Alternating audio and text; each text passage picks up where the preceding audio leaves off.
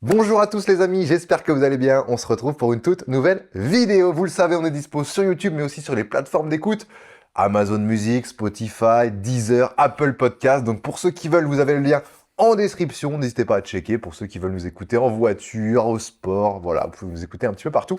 Et aujourd'hui, je reçois Mathis. Mathis, la forme, je te serre la main. Ouais, super, écoute, il fait beau, nickel. Je suis venu te chercher à la gare. Tu viens de Belfort, dans l'est de la France. C'est ça. Tu as traversé la France dans le sens horizontal pour rejoindre la Bretagne, Rennes, parce que là, oui, on est chez moi. Mathis, toi, t'es dans le sport auto. Ouais, exactement. Est-ce que tu peux te présenter très rapidement pour ceux qui nous regardent? Je travaille dans le sport auto depuis 9 ans maintenant. Ouais. J'ai commencé en 2017 et à la base, c'est surtout ma passion. Toi, t'as 29 ans. Ouais, T'as commencé en 2017. Donc, exactement. ça veut dire que t'as eu une phase avant où tu faisais autre chose? Non, c'était Ok. pendant mes études, 21 ans je crois, stage de 4e année d'école d'ingé, on en parlera peut-être plus tard.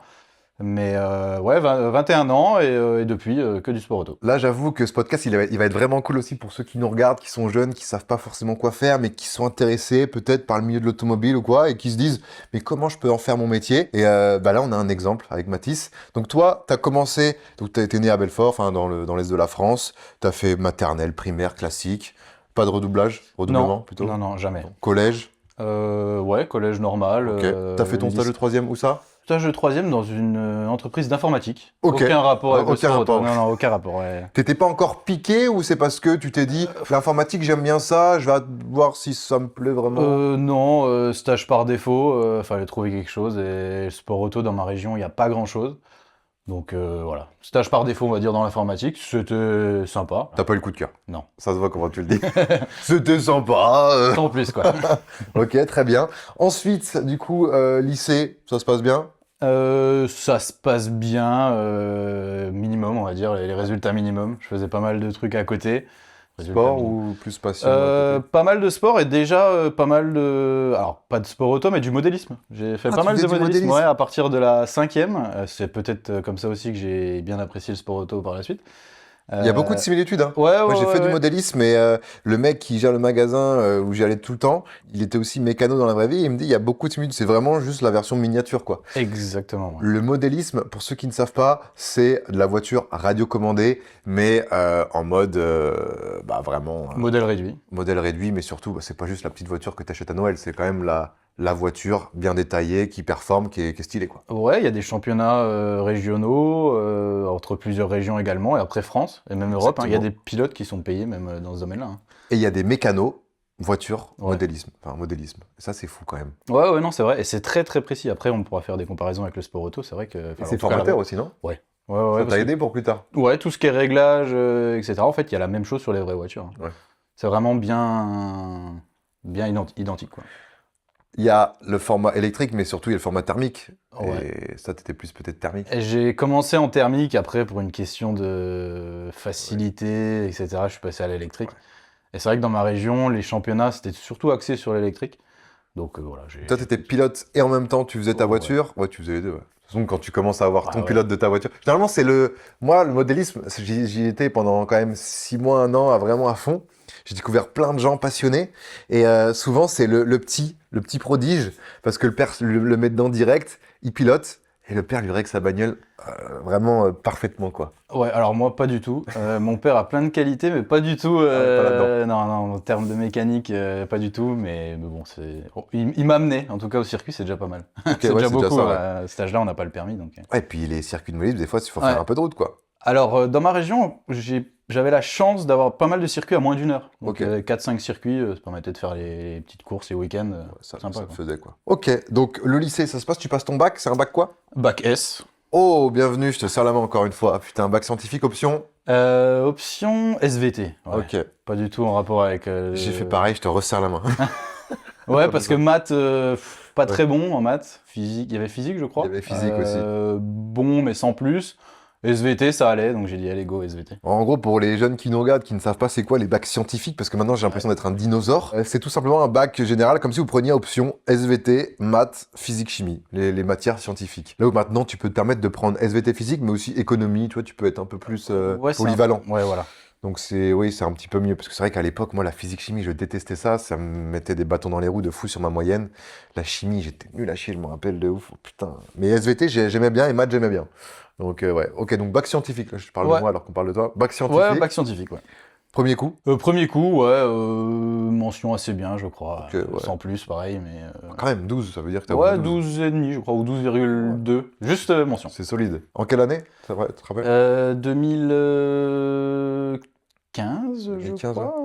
Ouais, ça doit être 2014 peut-être. 2014. Ouais. Parce que moi, je l'ai passé en 2013 et j'avais redoublé. Donc, ouais, ça doit être 2014. ça, ouais, 2014. Ça doit être Toi, t'es en 2014. 96 et moi en 94. Ok, et ensuite, qu'est-ce qui se passe après ce bac scientifique?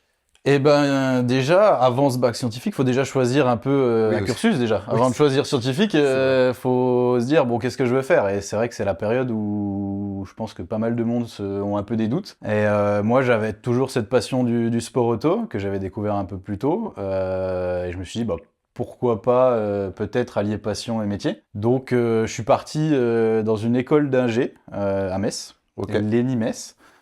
Qui a une spécialité en dernière année sport méca. ENI, ça veut dire quoi? École nationale d'ingénieurs. Ok, de vraiment, Metz. c'est ingénieur, mais enfin, général, quoi. Ouais, c'est totalement général au départ, les 3-4 premières années, et ensuite il y a une spécialité sport auto en 5e année. Oh, et c'est pour ça que tu as pris cette école, parce que tu savais qu'il y avait cette Ouais, spécialité sport auto. ouais, exactement. Ouais. Donc ça veut dire que au lycée, avec le modélisme, et peut-être après tu t'es dit, le sport auto, quand même, ça m'intéresse. Ouais, bon, alors il faut aussi dire que j'avais pas le niveau d'aller faire une classe prépa et des grandes écoles d'ingé. Ouais, L'ENIMES était accessible, et en plus avec cette option, donc en vrai ça regroupait jackpot. tous les... Une école d'ingénieur, j'avais des potes qui étaient là-dedans. T'as des écoles où t'as des prépas de 2 Ouais. ans pour après intégrer. Après, tu passes des concours pour avoir des vraies écoles de ouf. Mhm. Mais t'as des écoles où t'as une prépa intégrée et du coup, après, tu rejoins le cursus normal, c'est ça? Ouais, et là, directement prépa intégrée dans l'école, donc 5 ans Ok. dans la même école. Pourquoi prépa intégrée? Parce que, alors il y a beaucoup de maths, beaucoup de physique, Oui. parce que c'est une prépa intégrée, donc il faut quand même faire une sélection au début. Mais il y a quand même pas mal de techniques, surtout dans cette école-là, de choses plus concrètes. Donc ça m'a permis un peu d'équilibrer Ouais, c'est bien. sur la moyenne, quoi. Ouais, ça c'est top. Parce que c'est vrai qu'école d'ingénieur classique, les 2 premières années, tu dois subir un peu, quoi. Ouais, c'est vrai qu'on perd pas mal de monde. Enfin, j'ai perdu pas mal de potes. Bon, il y en a plein qui voulaient pas faire ça au final et Oui. qui se sont redirigés ou voilà, mais ouais, c'est vrai qu'il y a bien 30-40 personnes sur une promo de 100-150 personnes qui partent, quoi. Bah, je trouve que quand tu commences des études sup juste après le bac, si t'as pas un objectif final, même si ça arrive beaucoup à beaucoup de gens, hein, c'est quand même plus compliqué de se retrouver dans ton cursus. Ah, c'est sûr qu'avoir l'objectif à la fin, ça aide, hein. Ah, ça va être de ouf. Ça aide et ça donne un objectif, un Ouais. but, quoi. Ça, c'est clair, ouais. Au moins, tu te dis, ok, j'ai mon objectif, je sais qu'en 4e année, je peux rejoindre la spécialité sport auto et pourquoi pas après en faire mon métier. Donc tu dis, vas-y, les 2 premières années, je vais subir un peu, mais on va travailler, on va limiter la casse. Et après, je vais commencer à me régaler, ça va être trop bien. Ouais. C'est exactement ça. Et après, les 2 dernières années, c'est que du bonus, quoi. Parce que l'objectif pour les écoles, sur les 2 premières années, comme tu dis, c'est de faire le tri de ceux qui ont vraiment envie d'être là et ceux qui sont là juste parce que ils ont rien trouvé d'autre, en fait. Ouais, après, le problème et la force à la fois de cette école-là, c'est aussi que c'est très très généraliste. Donc c'est vrai que les 2-3 premières années, c'est compliqué de se dire, ok, je fais ça, mais c'est pour les 2 dernières années. Il faut le faire. Encore une fois, c'est 2-3 ans d'une vie, c'est pas beaucoup pour ensuite faire le boulot qui te passionne, quoi. Donc, Est-ce qu'il y a d'autres cursus où tu te dis avec le recul, ça aurait pu être pas mal pour le métier que je veux faire plus tard, ou c'est vraiment le cursus parfait, ça? parfait, peut-être pas. Après, Parce que l'école d'ingénieur, c'est pas forcément donné à tout le monde, ça peut être compliqué, tu vois, il y en a qui ont fait des bacs pro, qui sont plus dans la technique, dans vraiment moins la théorie, mais plus le concret, et du coup, qui sont en mode, oh, fait chier de passer du temps à réviser les maths, moi je veux direct être dedans, quoi. bah, c'est vrai que... Alors, en général, les écoles d'ingé sont quand même effectivement plutôt moins de concret et plus de scientifique, etc. Mais l'école que j'ai faite, c'est aussi pour ça que j'ai choisi, il y avait quand même, dès la première année, beaucoup de concret. On a fait de l'usinage, on a fait des choses vraiment avec de la matière, quoi, avec Ouais. nos mains. Donc ça a permis un peu de garder un peu une petite flamme et continuer de bosser. Ça veut dire qu'un mec qui est bon manuellement, il peut rattraper vraiment sa moyenne sur là où c'est de la théorie et c'est un peu chiant. Ouais, il y a quand même beaucoup de travaux pratiques, etc. Même dans les matières comme en maths, il y a aussi des travaux pratiques qui peuvent un peu remonter ta moyenne. Donc c'est vrai que, enfin, moi, clairement, sorti de lycée, j'avais à peine 10 de moyenne en maths, quoi. Donc, tout est possible. Ok, c'est un bon mix, quoi. Ouais, voilà. Ouais, tu te fais pas trop chier non plus. Parce que moi, Non, école d'ingé, je voyais moins ça comme ça. Surtout les 2 premières années, je voyais ça comme des mecs qui sont vraiment de 8h à 18h en cours. Après, il y a l'école. Après, le soir, tu révises. C'est vraiment, je vois un truc galère de ouf, quoi. non, en vrai, non. Et en plus, alors moi, je parle pour cette école-là, ça doit être vrai dans plein d'autres écoles. Il y a pas mal d'associations aussi. Il y avait une association justement plutôt typée voiture. On faisait des courses de Solex, par exemple. Chaque année, il y avait une Bien. organisation d'une course de Solex. À Rennes, Euh, il y a ça, il y a la course la plus grande de Ok. Solex. Hein, ouais. Ouais, maintenant, je Rocking crois qu'il n'y a Solex. plus, avec toutes les Ouais. autorisations qu'il faut avoir, nous, à Metz, Compliqué. c'est plus possible. Surtout qu'on faisait ça sur le parking de l'école. Donc, Ouais. Mais non, il y avait plein d'autres choses qui compensaient le fait qu'effectivement, les maths, la physique, etc., c'est dur. Mais bon, au final, c'est quelques heures par semaine, quoi. C'est quelques heures par semaine, c'est ça qu'il faut se dire. Toi, l'objectif, à ce moment-là, c'est d'être ingénieur de course, ingénieur, comment on dit, ingénieur auto. Ouais, de course. Alors déjà, l'objectif, c'est d'arriver dans le sport auto, parce que c'est pas la chose la plus simple. Ouais. On va dire, il y en a beaucoup qui envoient beaucoup de CV à plein de monde dans le sport auto et qui n'y arrivent pas. Moi, j'ai eu un petit coup de chance à ce moment-là. Ah ouais? Ouais, stage de 4e année. En fait, j'ai retrouvé dans cette école-là une connaissance, on va dire, de mon lycée, de ma région. Et il fait son stage de 4e année. En fin de son stage, il avait 2 ans de plus que moi, mais je crois qu'il avait redoublé. Donc il termine son stage de 4e année. Et moi, j'arrive justement dans ma recherche de stage de 4e année. Et le team pour qui il bossait lui demande, écoute, si dans ton école, tu as quelqu'un qui est chaud, Go. donne-nous le contact et on le contacte, quoi. Et donc je me suis retrouvé dans le même team que lui, sous ses ordres, on va dire. Parce que lui terminait son stage, mais était embauché en freelance déjà, en plus de l'école, de la 5e année. Oh. Donc voilà, Ouais. pied dans le sport auto. Et mon objectif, ouais, c'était de devenir ingénieur course. Ouais. Ok. Et tu savais à ce moment-là, c'était quoi vraiment un ingénieur de course? Pas vraiment. Et c'est vrai que c'est quelque chose d'un peu abstrait pour le commun des mortels. Moi, je l'ai vraiment vu au GP Explorer, mais le troisième, tu vois. Là, parce Ouais. que le troisième, on avait vraiment un ingénieur pour 2, là où GP1 et 2, on avait un ingénieur pour peut-être 7, 8. Ouais, 4 ou 5, ouais, Ouais, peut-être. ou Ouais, 4 ou ouais, 5, j'avais. ouais, je crois qu'on était 4. Mais c'est vrai que, ouais, un ingénieur 4 pour pilotes. 2, et puis on voyait qu'il était vraiment à fond derrière nous. C'était incroyable, tu vois. Et c'est là qu'on voit le boulot qu'il fait, c'est masterclass, quoi. Ouais, c'est très complet. Ça va du coaching pilote à améliorer les performances de la voiture. Après, ça dépend des catégories, mais il y a aussi un peu de stratégie à faire. Si les Analyse de courses data d'endurance. aussi, beaucoup. Hein. Analyse de data, ouais, avec le pilote, voir où le pilote peut améliorer, où est-ce qu'il fait des choses bien, des choses moins bien, comparer avec un autre pilote. Ça, c'est super important. Ça, Je pense c'est que t'en as super. fait pas mal au Ah ouais. GP3. On Ouais. récupérait vite fait les petites Bah clés ouais. de. On se disait, putain, il va pas être d'accord, mais on récupérait vite fait, hop, on superposait.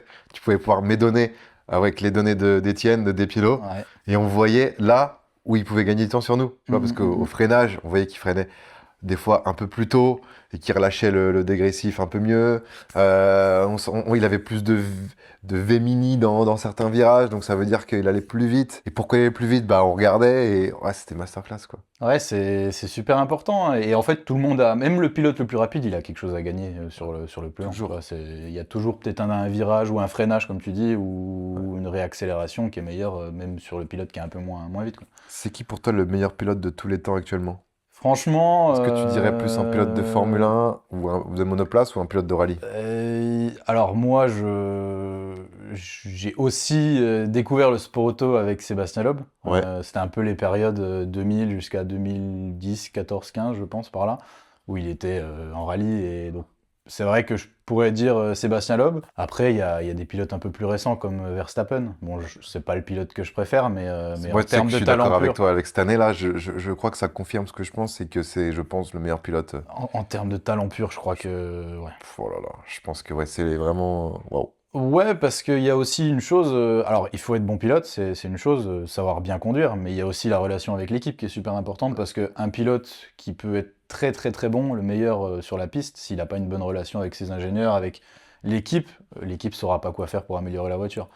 Donc il faut être très bon, mais aussi très intelligent, et c'est quasiment 50-50, voire peut-être même 40% de pilotage et 60% à côté. Et toi, avec l'expérience que tu as maintenant, est-ce que tu es capable de savoir pourquoi les copilotes de Verstappen, ils se vautrent à chaque fois? Est-ce que c'est la voiture qui est vraiment très spéciale?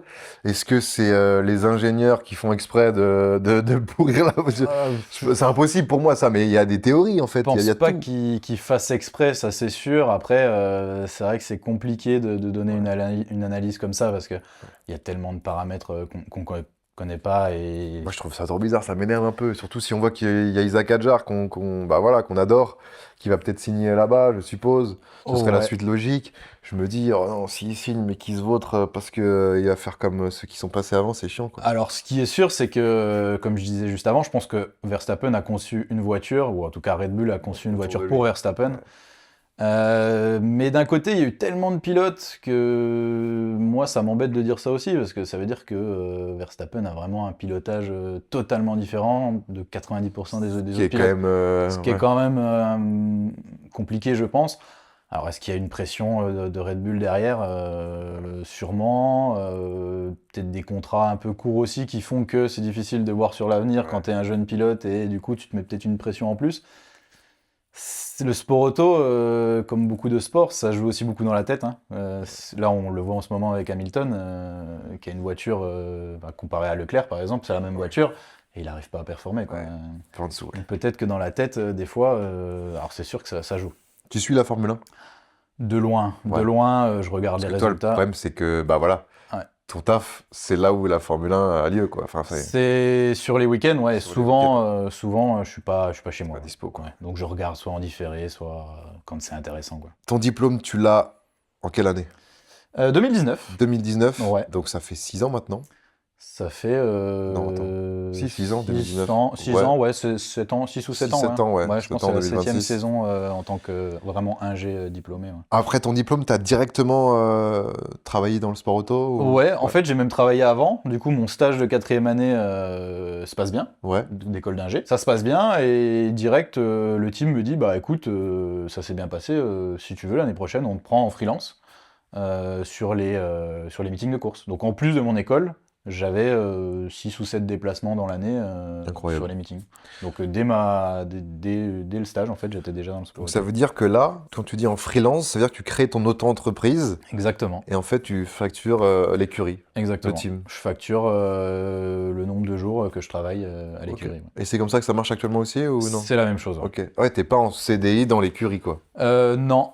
Alors, il y a plusieurs types. Oui. Tu peux faire de façon différente, hein. Il y en a qui préfèrent être en CDI directement avec un seul team. Moi, j'ai plutôt choisi d'être en freelance, de rester en freelance pour avoir la possibilité de faire plein de choses. Je suis encore jeune, j'ai encore plein de choses à découvrir, donc c'est vrai que voilà, ça me permet de voir plein de choses, quoi. Bah, je pense que maintenant, les jeunes d'aujourd'hui, ils sont plus en mode comme toi, à se dire, ok, je suis en AE, je suis en freelance, et je peux faire un peu ce que je veux, que de se sentir verrouillé en CDI et de se dire, bah merde, ça veut dire que je dois faire un peu toute ma vie dans cette boîte, quoi, presque. Alors, je dis ça, mais au final, la première année, j'ai quand même bossé en full-time, donc toute l'année dans le team chez qui j'ai fait le stage en 4e année. Dès ma Ok. fin de 5e année, dès que j'ai eu le diplôme, j'ai fait quand même 1 an à temps plein chez eux. Toujours en freelance, mais parce que je faisais autre chose à côté, mais j'étais quand même 80% du temps là-bas. Parce que c'est quand même bien pour prendre de l'expérience rapide.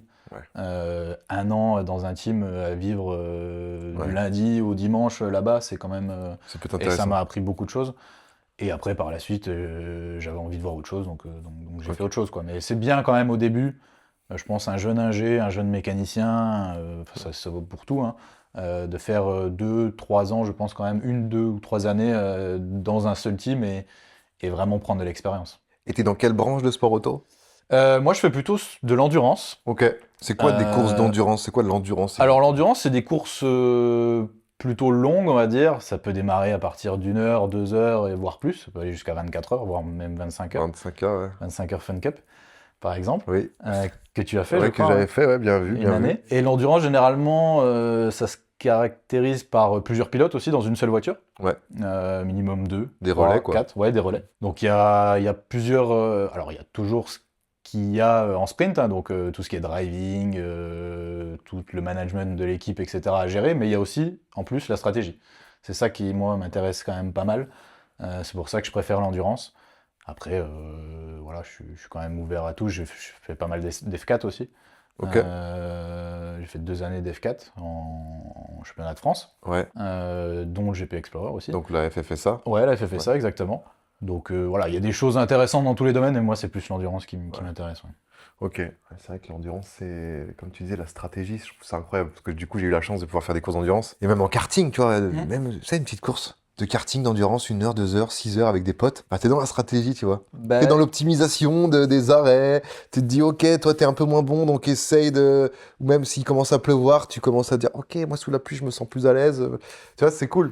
Un peu de réflexion. Oh. Là où une course classique, bah, tu fais 10 tours, bah, tu fais 10 tours. Mais là, c'est un peu plus recherché, quoi. Bah, c'est vrai que l'ingénieur en sprint, il est très très utile avant, sûrement plus utile qu'en endurance, parce qu'il faut trouver le réglage parfait. Ouais. Mais une fois que la course est partie en sprint, il n'y a plus grand chose à faire, à Ah part oui. discuter à la radio avec le pilote et lui donner les meilleures infos qu'il puisse avoir pour aller plus vite. Après, il n'y a rien à faire, il n'y a pas d'arrêt, il n'y a pas de changement de pneus. Enfin, si, il y en a. La F1, c'est Oui. considéré comme du sprint, mais du long sprint quand même. Ah oui, parce que t'as quand même. Et là, il y a déjà de la stratégie, mais ouais. les courses de sprint, on va dire hors F1, c'est plutôt généralement 20-30 minutes. Donc, une fois que c'est Une fois que parti, ça démarre, quoi. C'est terminé, alors que, quoi. ouais, l'endurance, il y a beaucoup plus à gérer. Il y a un truc que t'aimes moins, qu'on m'a dit, c'est le coaching. Ouais, c'est la partie coaching pilote. Alors, c'est pas ce que j'aime. Si, c'est ce que j'aime le moins. Il faut le faire, hein, ça Ouais. fait partie du boulot, mais c'est vrai que c'est la partie la plus, je trouve, pour moi, la plus compliquée. Parce qu'on parle quand même à un humain, donc il faut aussi dire les choses à la fois fermement, mais pas trop, pour pas le Ouais. vexer. Et puis les pilotes, on sait tous qu'ils ont un ego surdimensionné. Voilà, donc c'est vrai qu'il y a une partie un peu humaine à gérer qui est un peu moins fun, mais bon, ça fait partie du boulot, donc on le fait. Et voilà, moi je suis plus sur la perfo de la voiture, ça me plaît plus, quoi. Ok. Mais bon. Et après, tu peux pas choisir en fonction de... Non. Si, après dans les gros teams, Oui, voilà, dans les gros généralement il y a donc l'ingé de course qui est l'ingé perfo, donc qui gère plutôt la perfo de la voiture. Et après, tu as un ingé data qui va, un ou plusieurs, hein, ça dépend la grosseur des teams, les championnats et les catégories. Et tu as un ingé data donc qui va regarder un peu plus les datas, lui, et coacher les pilotes souvent. Et ça, t'aimes moins. Ça, c'est un peu moins, ouais, un peu C'est moins ta ce qui me plaît moins. Ouais. Ouais. Parce que oui, c'est vrai que c'est un métier où tu as beaucoup de choses à faire, mais il y a forcément du coup des trucs, comme même moi, le taf que j'ai, il y a des trucs que j'aime moins le faire, quoi. Ah bah Ce ouais, qui est voilà. normal. Ouais. Bon, il y a l'administratif aussi, hein, qu'on aime moins, et ça, Oui, l'administratif, oh, ça fait putain, partie aussi oh, du ça, boulot, c'est horrible etc. aussi. Même s'il y a des gens qui le font hein, dans les grands teams, mais... C'est quoi ta semaine type en tant qu'ingénieur de course en endurance? Parce que du coup, pour moi, lundi, mardi, mercredi, jeudi, il n'y a rien. Et non, justement, ça démarre quasiment dès le lundi. Déjà, il y a beaucoup de préparation. Sur un meeting de course qui dure 4-5 jours, il y a une bonne journée de préparation en amont. Préparer des documents pour les pilotes, un peu repérer le circuit, on va dire, savoir un premier réglage pour la voiture aussi. Ouais. Et ça, c'est le lundi ou mardi, quoi. Ouais, lundi, mardi, généralement. Ensuite, mardi ou mercredi, ça dépend un peu des championnats, on va en direction du circuit. Donc en avion, ça peut être en Europe, dans le monde. Tu Voilà. prends beaucoup l'avion, du coup. Ouais. Ouais, malheureusement pour la planète, c'est pas. Mais bon. C'est obligé, quoi. T'as des courses dans toute l'Europe, tu vas Voilà. pas... En Europe, alors en France, je prends pas mal le train, mais en Europe, c'est l'avion, et puis après dans le monde aussi, hein, obligé. Donc mardi ou mercredi, on se déplace vers le circuit, et après, il y a l'installation de tout le box et tout le matériel pour travailler. Et ensuite, à partir du jeudi, généralement, ça roule. Ok. Donc c'est souvent des essais un peu plus, on va dire, privés, organisés par le championnat, mais qui sont pas vraiment comptabilisés. Ça permet aux pilotes de se mettre un peu dans la voiture, de prendre ses marques, etc. Et nous, de peaufiner un peu les réglages. Et à partir du vendredi, les essais officiels commencent. Et souvent, samedi, c'est qualif, fin des essais, et dimanche, la course. Ok. Voilà, ça dépend des Ça, c'est championnats. la semaine type, dans quoi. l'idée, c'est ça, ouais. Ouais. Lundi, retour. Retour, mais aussi, des et fois, débrief. direct... waouh. Et c'est reparti pour une semaine. Alors, les semaines s'enchaînent pas toujours. C'est aussi l'avantage d'être en freelance, c'est que tu peux un peu Ouais. faire ton planning comme tu veux. Mais généralement, ça s'enchaîne quand même. Ouais. Et c'est pas dur au bout d'un moment sur l'aspect personnel plutôt, de pas avoir de week-end, de pas pouvoir avoir de vacances un peu quand tu veux, etc. Alors, c'est le côté un peu négatif du sport auto. C'est Ouais. vrai qu'on n'est pas souvent chez soi. Je crois que cette année, par exemple, j'ai dû faire 170 jours à peu près en déplacement. Donc, c'est 170 jours où je suis pas du tout chez moi. Ouais. Hein, vraiment, Où là, t'es vraiment à l'hôtel, ouais, quoi. je suis à l'hôtel, exactement. C'est vrai que c'est le côté un peu plus compliqué. Organiser une vie de famille, en plus de ça, c'est pas simple. Mais bon, l'avantage, c'est que le planning, généralement, en février, il est prêt pour l'année. Ouais. Donc, je sais ce que je fais. Ok, tu peux prévoir, Voilà. tu peux anticiper à l'avance, quoi. Je peux anticiper. Et il y a des grandes périodes où je suis libre. Bah là, à partir de, généralement, décembre, janvier, c'est la période un peu plus calme où je suis quasiment chez moi tout le temps. Quand quoi. c'est l'hiver en Europe, c'est là où c'est peut-être Exactement. plus chill pour toi. Bon, maintenant, il y a pas mal de courses aussi dans le sud de l'Europe ou après un peu Ouais. plus loin. Mais... Donc, ça s'arrête pas vraiment, mais bon, Wow. il y a toujours moyen de faire quelque chose quand même. Ouais, donc en gros, ouais, on va dire de mars à novembre, c'est là où tu charbonnes. Et on va dire tu as 2-3 mois, grand max, où c'est un peu plus calme. Mars à novembre, il y a un petit mois d'août qui est assez calme généralement. C'est Ok. un peu la trêve Ouais, dans le sport auto. estival, ouais. Voilà, et puis après, ouais, ça enchaîne. Les 170 jours, ils sont quasiment sur 6-7 mois. Quoi. C'est pas trop dur, ça? Ça fait partie du taf. Hein. Après, ce qui est dur, c'est surtout le fait de pas être chez soi et la vie. Il faut aussi aimer la vie en communauté, quoi. Parce qu'on est tout le temps avec quelqu'un.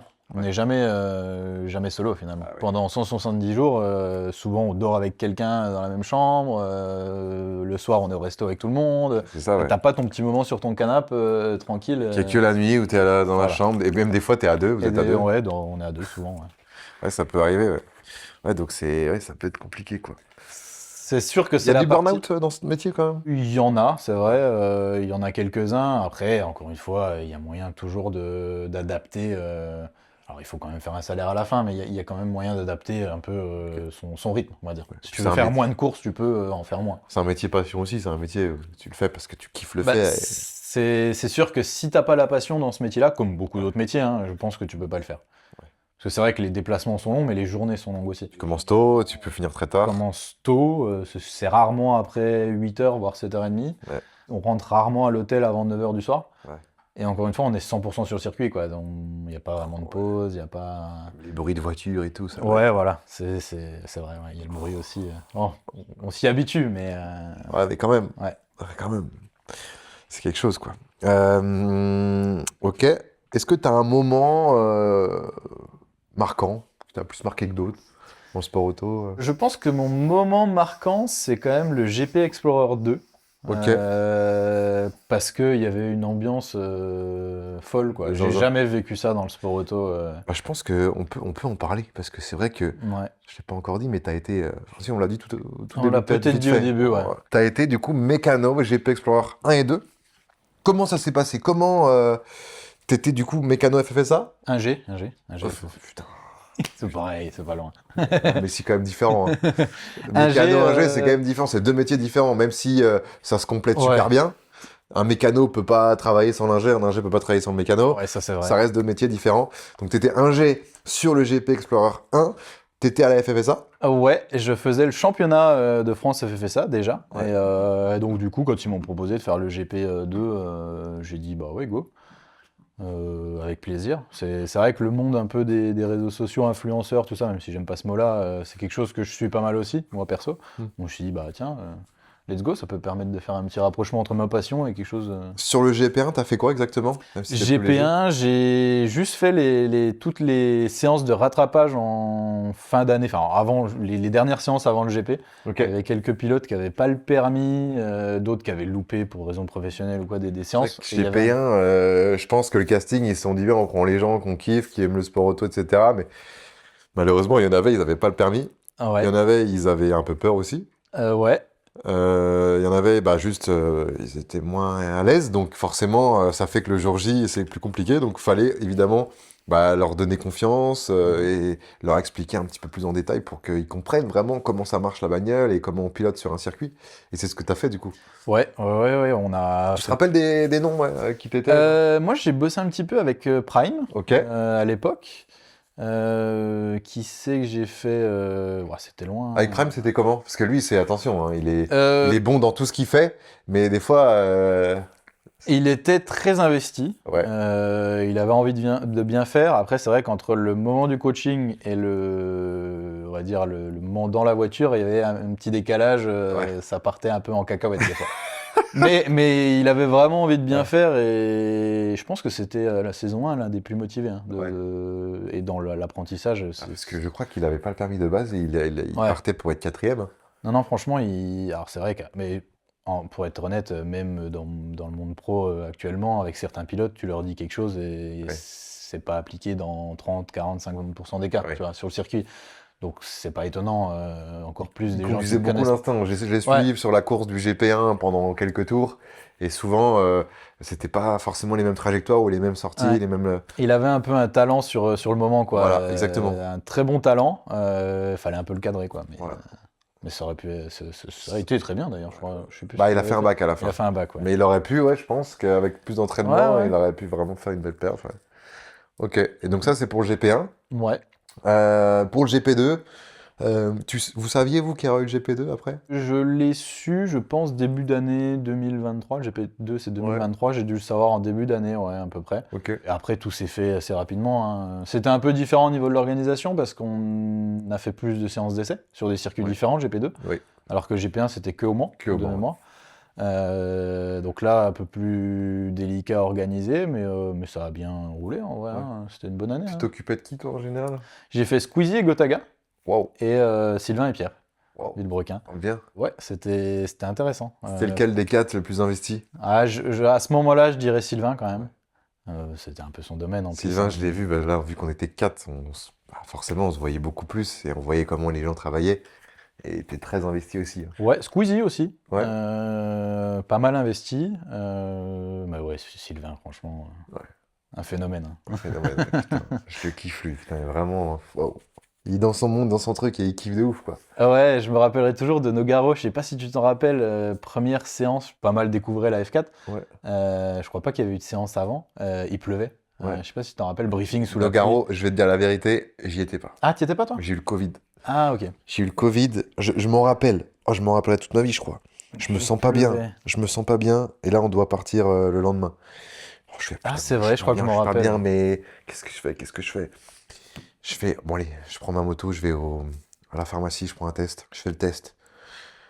Et là, je vois, Covid. Je fais, non, Ouais. pas maintenant, pas maintenant, pas maintenant. C'est quoi ce bordel? Franchement, j'avais trop le seum. Je me disais, non, mais je peux l'avoir quand, n'importe quand, mais je l'ai juste au moment où il y a l'entraînement à Nogaro, quoi.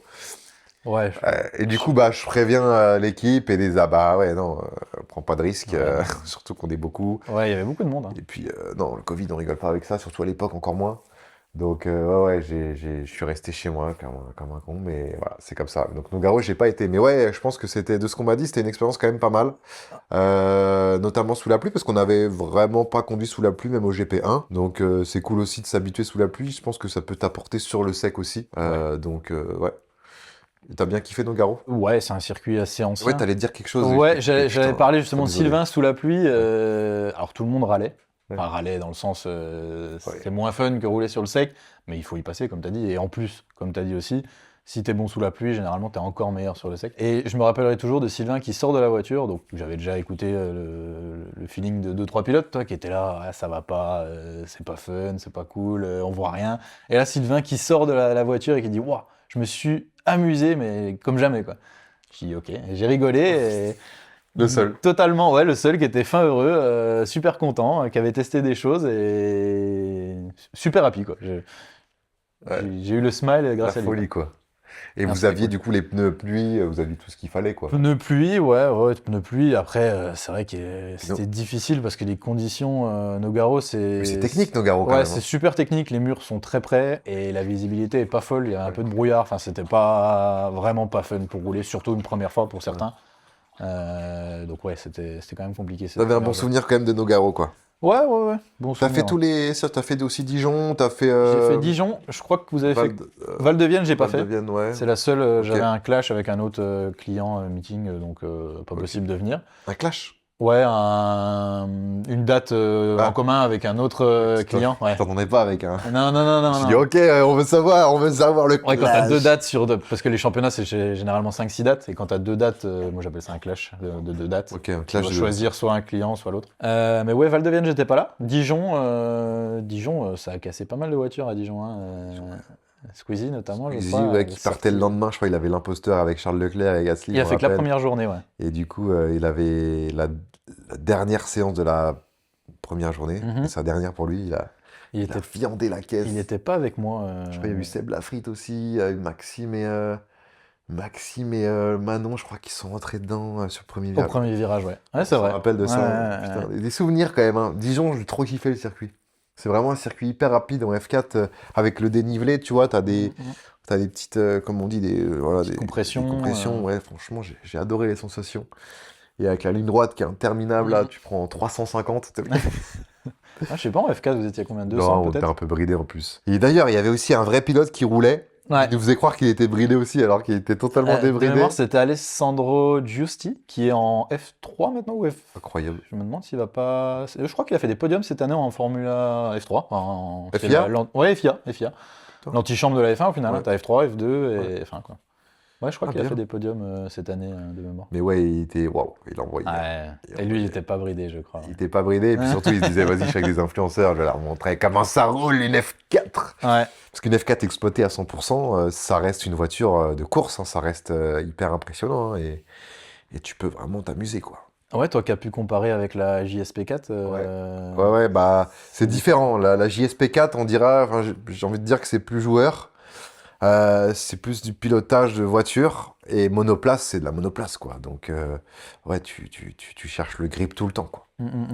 Et toi, t'as conduit, du coup, la F4 ou Non, malheureusement non, parce que j'ai jamais eu l'opportunité. Faudrait que je fasse un stage de F4. Mais tu peux être ingénieur de course sans même avoir mis les pieds dans une bagnole, c'est ça qui est fou. Oh, ouais, c'est vrai. Ouais. Bon, En après, soi, ça reste de l'analyse ça reste de l'analyse que tout le monde peut faire, c'est vrai. Hein. que tout le monde peut Et faire. beaucoup de compas, ouais, tout le monde peut faire. Ouais. Avec des Si, études après et un quelques... peu d'expérience. ouais, un petit peu d'expérience, ça se fait. Hein. Et c'est important de connaître ses pilotes aussi, non? Pour savoir un peu, Ouais. comme tu disais, Verstappen, il a une manière de piloter. Bah, tu vas pas régler sa voiture comme tu réglerais la voiture de son coéquipier. Ou C'est vrai que quand tu découvres un pilote en début de saison, moi, enfin, c'est pas que j'aime pas ça, mais c'est toujours plus compliqué. Ouais. Toujours plus compliqué d'avoir cette relation, savoir qu'est-ce qu'il veut entendre à la radio, pas entendre.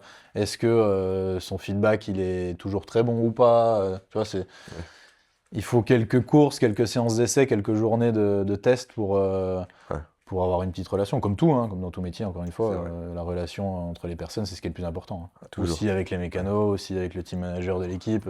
Tu t'entends pas avec le pilote, je pense que ça va être la pire saison, quoi. C'est horrible. Et c'est peut-être, pour revenir à Verstappen, c'est peut-être ça qui lui est un peu arrivé aussi en début de saison, avec tout ce qui s'est passé en interne politiquement, qui a fait que la saison a peut-être été compliquée au début, et là, ça va un peu mieux. Ouais. Pour revenir rapidement au GP Explorer, c'est quoi ton meilleur souvenir de tous les GP? Bah écoute, je pense que c'est quand même le samedi matin du GP2, l'ouverture des portes.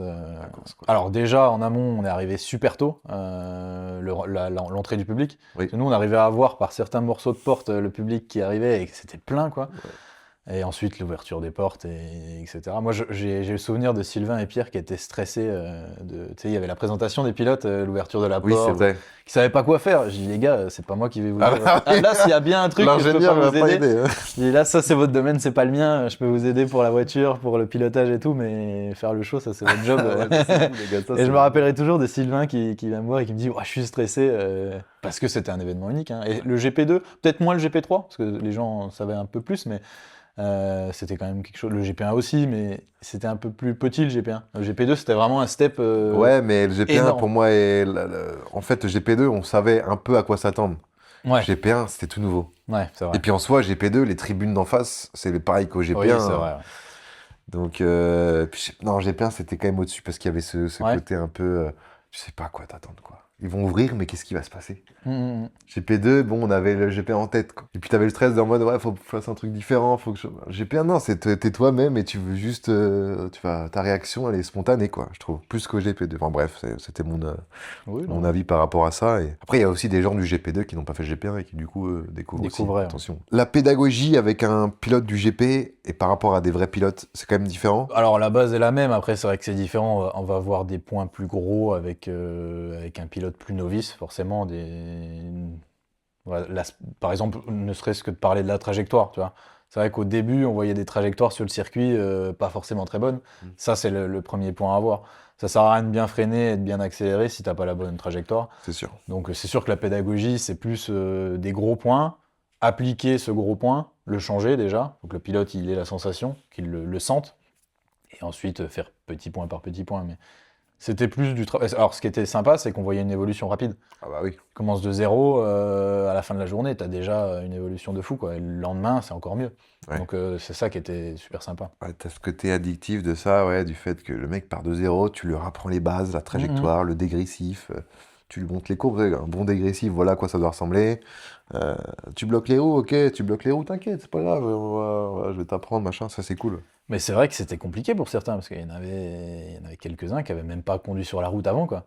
Déjà, conduire une voiture sur une route ouverte, c'est pas simple au début. Quand c'est une voiture de course avec un embrayage un peu Oh l'embrayage, spécifique, le avec... nombre de gens qui ont calé.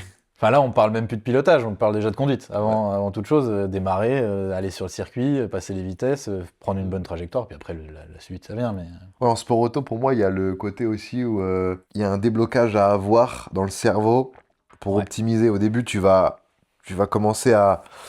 Tu vas piloter, tu vas kiffer, mais tu vas bloquer, tu vas dire, merde, je progresse pas. En fait, il y a un déblocage à faire où tu dois te dire, la voiture, elle est capable de freiner là, elle est capable de prendre la courbe d'un lope à fond, elle est capable d'emmener autant de vitesse. Regarde, je te montre la caméra de lui, il le fait, donc il faut que tu essayes. Et c'est là où après tu progresses. Mais c'est super dur de se dire que tu arrives à 210, 220 et que tu peux freiner à 60 mètres. C'est là que les pilotes font la différence aussi, hein. C'est un peu déconnecter le cerveau et le sentir. En fait, il faut le sentir une fois. Faut se dire, ok, ça, j'ai réussi à le faire. Bah, faut le faire à chaque tour après, quoi. Mais il faut le faire une fois. Ouais. C'est là que c'est compliqué. Et ça, c'est pas facile. Et comme tu dis, c'est là que la comparaison est importante. Si l'autre pilote, avec le même réglage de voiture, la même voiture, il peut le faire, pourquoi moi, j'y arrive pas, quoi. Exactement. C'est ce que je me disais aussi. Et moi, j'adorais regarder les vidéos des autres. J'adorais. Bah c'est encore plus avec des pilotes novices comme le GP, c'est 80% du boulot. Franchement, les datas, au début, ça sert pas à grand-chose. C'est de la vidéo. Regarder ce que font les autres. Voilà. Quoi. Et s'inspirer, en fait. Et s'inspirer, exactement. Les bases, quel rapport tu mets à chaque virage, où tu freines, les points de freinage. On n'est pas dans les jeux vidéo où tu as la petite flèche rouge qui te dit... Ouais. Là, il faut trouver ton point de freinage et que tu vas garder à chaque tour. Et pareil, ce point de freinage, se dire que quand tu as des pneus neufs, tu peux le décaler. Quand tu as des pneus plus vieux, tu le... Voilà. Ouais, au début, il y a plein de trucs à savoir, mais mis bout à bout, après, au fur et à mesure des sessions, surtout qu'avec le GP Explorer, on a eu la chance d'avoir beaucoup de sessions.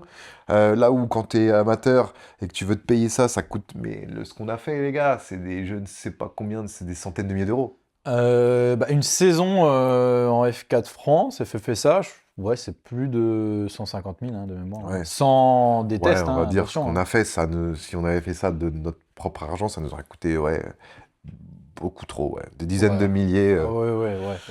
Ouais, dizaines de milliers, ça c'est sûr. Ouais. Donc, moi j'étais conscient de ça. Là où peut-être quelqu'un qui connaît pas trop le sport auto, bon, il se dit pas qu'il a une chance inouïe. Même si forcément il se dit quand même, moi j'étais en mode, putain, mais là ce qu'on fait là, c'est un truc de ouf, quoi. C'est un truc de ouf. Ouais, c'est vrai qu'au final, vous avez fait beaucoup de journées de tests. T'es allé à Dijon, t'es allé au Val-de-Vienne, au Gare-Auster, mais tout ça, c'est incroyable, tu vois, de vivre ça. Sûrement beaucoup plus que pas mal de jeunes qui font le championnat de France. Bon, qui ont fait autre chose avant, du karting ou autre, mais ouais, c'est vrai Le sport auto, c'est vraiment le sport le moins donné du monde. C'est-à-dire que c'est hyper cher, c'est pas accessible du tout. Tu peux avoir un nombre de gens avec un talent de ouf en sport auto, mais on le sait même pas parce que ils ont pas les moyens d'aller exploiter leur talent. Et malheureusement, c'est comme ça. Et puis, c'est bien aussi ce que fait Squeezie là avec la F4 Academy, c'est ça qu'il va faire après là. Alors, c'est vrai qu'on n'a pas trop d'infos. Moi, j'ai vu ça sur les réseaux. Ouais. C'est une bonne idée. C'est sûr que trouver des talents, c'est ce qui manque un petit peu dans le sport auto. En tout cas, aider des bons talents. Le talent, c'est le portefeuille des fois. Voilà. Au début. Ça coûte extrêmement cher. Et le problème du sport auto, c'est que tu peux pas t'entraîner au quotidien. Tu peux pas prendre tes baskets et aller courir. Et tu vois, pour un marathonien, on va dire que c'est plus simple. Ouais. Tout est relatif, hein, mais c'est vrai qu'avoir un circuit à côté de chez soi, il faut l'avoir, il faut payer ensuite, il faut avoir la voiture, l'équipe derrière, et puis c'est beaucoup d'argent. Ouais.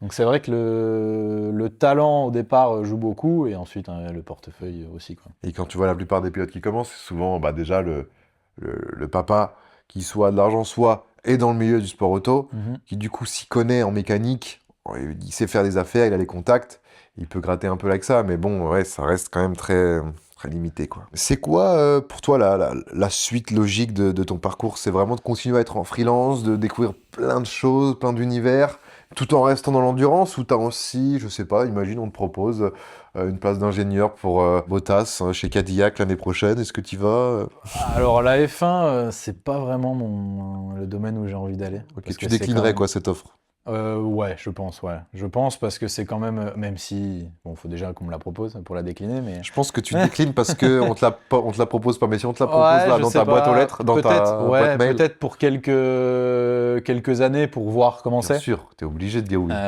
Oui, c'est vrai, en réfléchissant peut-être. Mais c'est pas un domaine qui m'intéresse vraiment parce qu'il y a tellement, en fait, dans une équipe de F1, il y a tellement d'ingés que tu vas être vraiment très spécialisé sur quelque chose. Alors c'est très bien parce que tu vas être le crack sur cette pièce-là, sur cette partie de la voiture, sur ce développement-là.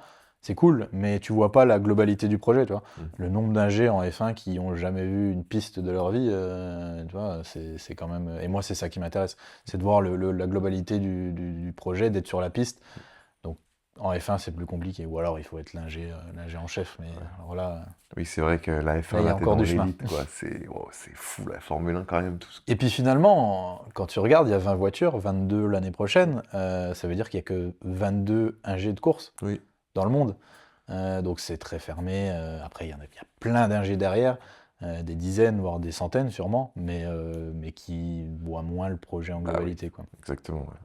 Donc ce serait Donc, quoi toi vraiment le dream? 24 heures du Mans, 24 ouais, heures... 24 heures du Mans, gagner les 24 heures du Mans. Déjà dans une catégorie, parce qu'il y a plusieurs catégories aux 24 heures du En Mans. LMP1 Et en hypercar et ensuite, en ouais. C'est hypercar. hypercar maintenant, ouais. Ah oui, c'est hypercar. Hypercar, ouais, depuis quelques années, ils ont changé le nom de la catégorie.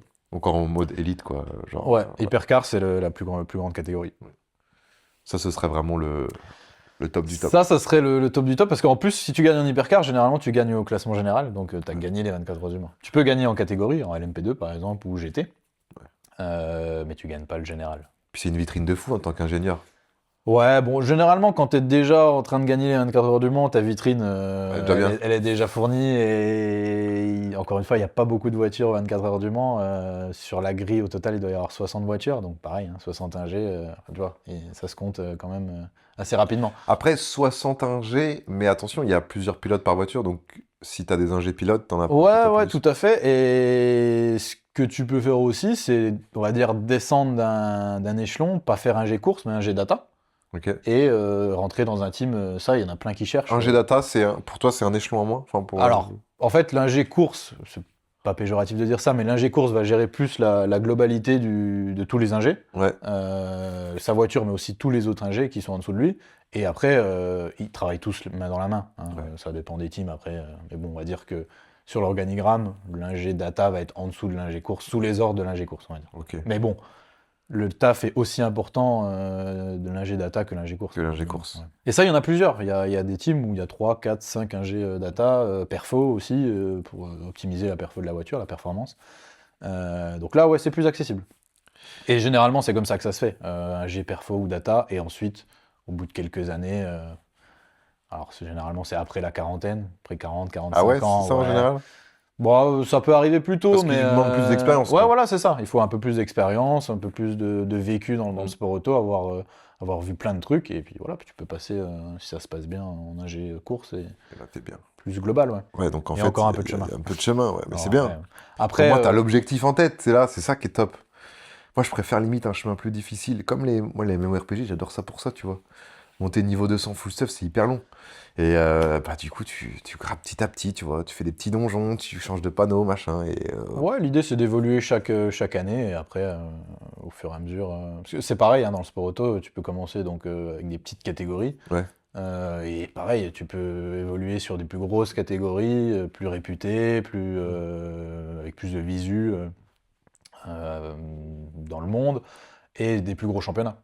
Les 24 heures du Mans, ça fait partie d'un des plus gros championnats avec la F1. Ouais. C'est Ouais. le championnat du Je monde pense que d'endurance. ouais, F1 et ça, c'est... Ouais, En fait, c'est la même chose que la F1, mais partie endurance, on va dire, exactement. pour comparer.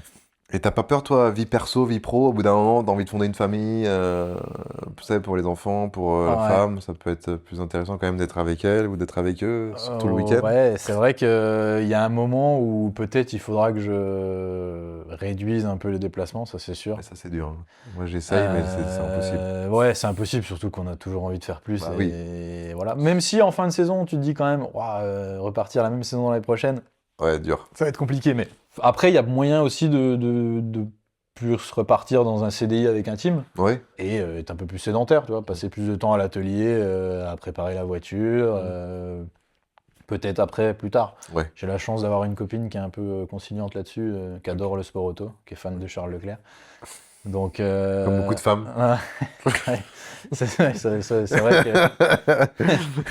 que. Donc ça va, elle comprend. Et puis, encore une fois, quand je suis chez moi, je suis chez moi, quoi. Oui. Je fais rien d'autre. Donc, Ouais. je peux faire ce que je veux. Et ça, c'est cool aussi, quoi. Ça, c'est cool, ouais, comme tu dis. Ton moment le plus marquant, on parle du trophée Andros. Trophée Ouais, Andros que j'ai fait moi il y a 2 ou 3 ans, qui d'ailleurs a arrêté. Tu sais, ouais. arrêté. Ouais, ça s'est arrêté il y a 2 ans, je crois, maintenant, bon, pour diverses raisons, hein. C'est sûr qu'en ce moment, avoir de la neige ou de la Ouais. glace dans certaines stations plus compliqué. C'est vrai que c'est un moment assez sympa de ma petite carrière d'ingé parce que c'est des moments plus fun.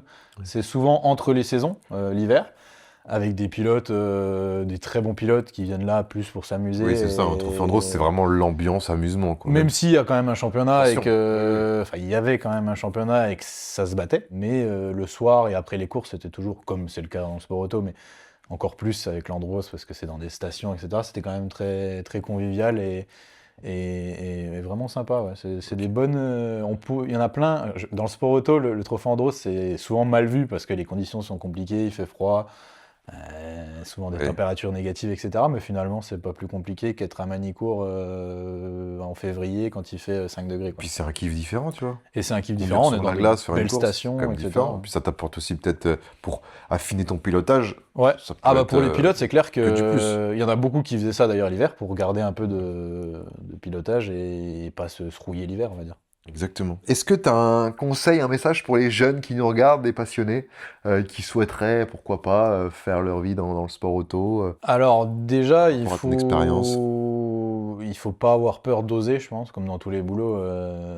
Il faut oser. Porter ses couilles. Ouais, ouais, exactement. Porter ses couilles, c'est bien dit. Tenter, aller démarcher des entreprises. Alors c'est sûr qu'au début, tu commences peut-être même en tant qu'ingé, hein. Moi j'ai commencé à laver des roues, quoi, dans mon Ouais. stage de 4e année, tu vois, 21 ans, 4e année d'école d'ingé, à 1 an d'avoir le diplôme, bah, je lavais des roues, mais c'est pas grave. Ouais, Au contraire, ouais, c'est comme ça tu commences. que tu apprends. J'ai fait pendant 2 ou 3 mois bah, faire ça, des petits trucs un peu plus général dans le team, et puis après tu gravis, et si tu es motivé, il faut avoir de la motivation en fait. Ouais. Dans le sport auto, la motivation, ça fait 80% du boulot. Après, il faut peut-être avoir un petit coup de pouce à certains moments, mais être motivé déjà, c'est super important. Moi j'ai pas mal de jeunes, quand tu commences à leur parler des horaires ou des déplacements, Ça ils me leur fait disent peur. ah bah en fait non. Je dis ouais bah alors fais pas du sport auto parce que, mais comme dans plein de métiers, je pense que le tien c'est pareil. Si tu commences à compter tes heures, Ah ouais, non, non, non. De toute façon, à dès la que t'es fin à du ton mois, compte, voilà. malheureusement, faut pas compter ses heures, surtout qu'on est jeune encore. Donc non, être motivé, oser, pas hésiter à se lancer dans des études qui peuvent être longues, avec un objectif, ça peut passer. Ouais. Et après, voilà, hein, envoyer des CV, plein de CV, et puis il y aura peut-être une réponse positive à un moment. Faut croiser les doigts, mais oui, plus t'envoies de CV, plus t'as de chances d'avoir une réponse. C'est ça, c'est vrai que c'est chiant à faire sur le moment, mais l'avantage du sport auto, c'est que si t'es bon, enfin en tout cas minimum motivé, c'est pas grave de commencer à zéro, sans connaissance. Tant qu'entre le premier jour et le 30e jour du mois, t'as évolué, t'as progressé, ça c'est pas très... Et là, on parle pas forcément que en mode ingénieur. Ah non, non, c'est Ça tout. peut être vraiment tous les métiers qui gravitent autour du sport auto, hein, les gars. Ouais, ouais, ça peut être mécanicien, ça peut être team manager, ça peut être une personne qui gère plus la logistique. C'est vrai qu'ingénieur... Pilote, Pilote, ouais, alors pilote, c'est c'est quand même un peu peut-être un peu différent. plus compliqué, mais faut oser, et voilà. Exactement. Eh ben, Mathis, j'ai envie de te dire merci beaucoup de m'avoir partagé, de nous avoir partagé ton expérience, ton parcours, que je trouve incroyable, parce que tu es encore jeune, mais avec la motivation, la passion que tu as, bah, on voit que tu as envie de faire ça toute ta vie. C'est l'objectif, ouais. C'est l'objectif, de monter les échelons et d'aller gagner les 24 heures du Mans en tant qu'ingénieur de course On avec espère. Ferrari. Ouais, c'est possible, Ferrari, c'est possible. On sait jamais. On verra, on verra. On refera le C'est podcast dans 10 ans, 15 ans, Allez, 20 ans. On se donne rendez-vous dans 10 ans. La quarantaine, tu me dis, c'est le minimum, c'est dans 10 ans pour toi, 11 Ouais, ans. un peu plus de 10 ans, ouais. Donc, ouais, on fera le podcast dans 10-15 ans, là, on verra ce que ça donne. Moi, j'aurai 40, 42, 43, on verra bien. Ouais, on Est-ce que je ferai encore des vidéos à 42 ans? verra. Ouverture de cartes Pokémon, dégustation de burgous. On verra bien. En tout cas, les gars, merci à Mathis. Si vous avez kiffé cette vidéo, et ben évidemment, n'hésitez pas à mettre le petit pouce bleu, de vous abonner à la chaîne. Évidemment, je le rappelle, le podcast est disponible comme tous les autres podcasts sur les plateformes d'écoute, Amazon Music, Apple Podcasts, Deezer, Spotify. N'hésitez pas à rejoindre, je vous mets le lien en description. Et à très vite. Ciao.